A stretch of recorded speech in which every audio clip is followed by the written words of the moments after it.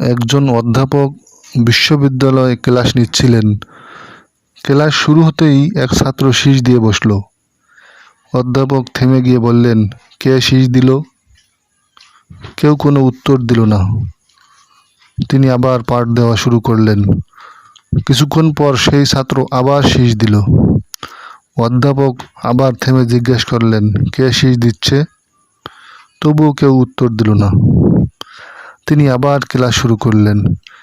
কিন্তু এবার যখন তৃতীয়বারের মতো শীষ এলো, তিনি কলম বন্ধ করলেন এবং বই গুটিয়ে বললেন, আজকের ক্লাস এখানেই শেষ, তবে আমি তোমাদের একটা গল্প শোনাবো।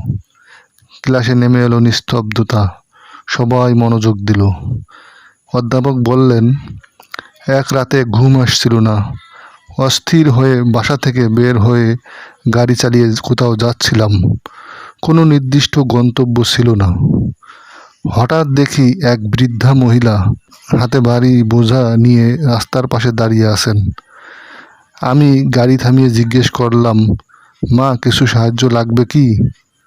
তিনি খুশি হলেন, গাড়িতে উঠলেন। চলতে চলতে বুঝলাম তিনি আমাকে ভালোভাবেই চেনেন।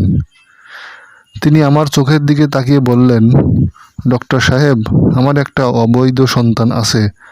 সে আপনার ইউনিভার্সিটিতেই পড়ে।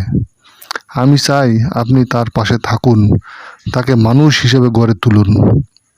আমি বললাম, নিশ্চয়ই মা, কিন্তু নামটা বললে তো আমি তাকে চিনতে পারবো। তিনি হেসে বললেন, নাম বলার দরকার নেই, আপনি নিজেই তাকে চিনে ফেলবেন।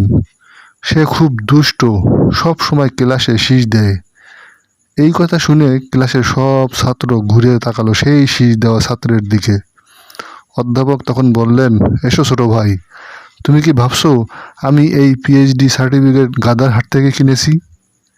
কি বুঝলেন?